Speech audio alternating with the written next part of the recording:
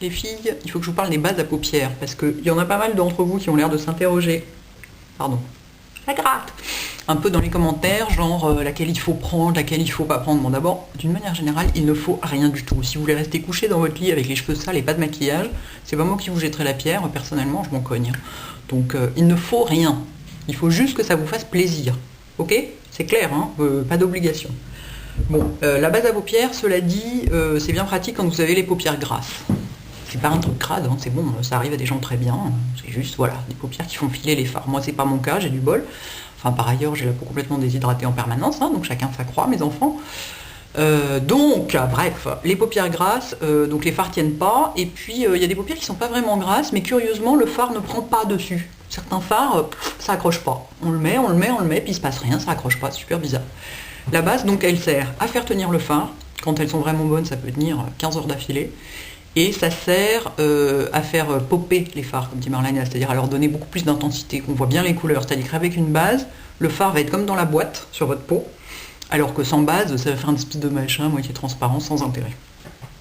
Donc, les trucs vraiment super efficaces. Il y a la Shadow Insurance de Too Faced. Donc Too Faced, c'est vendu chez Sephora, je crois que c'est tout. Enfin, j'en sais rien, peut-être au printemps, je sais pas. Si, peut-être au printemps. Elle est géniale. Et alors vous en mettez, mais vraiment très très peu, hein. C'est un tout petit embout comme ça, vous en mettez l'équivalent d'un grain de riz pour les 2 yeux. Elle colore pas celle-ci, ou à peine quoi, donc elle est très très chouette. Celle-ci, moi j'ai un échantillon, donc j'ai pas c'est la Urban Decay Primer Potion, j'ai pas l'espèce de lampe d'Aladin atroce. Elle est super efficace aussi, elle se présente, c'est un petit embout mousse, mais dans la lampe d'Aladin atroce également.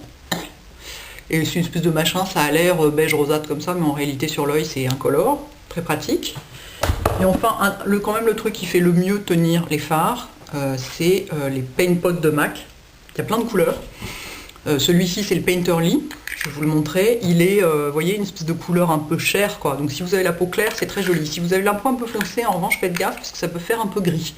Une peau foncée avec une couleur claire dessus, ça peut griser. Avec les anti-cernes, ça marche aussi comme ça. Alors ça, c'est d'une efficacité, mais alors ça fait tenir n'importe quoi, mais du feu de Dieu.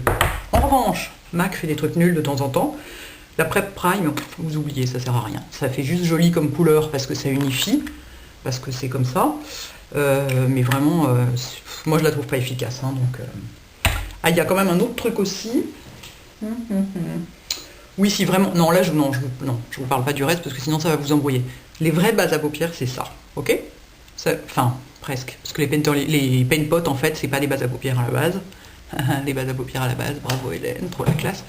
C'est du fard crème, mais en fait, c'est devenu de la base à paupières. Donc, oui, arrête-toi là, ma fille, parce que c'est déjà suffisamment embrouillé. Voilà, à bientôt.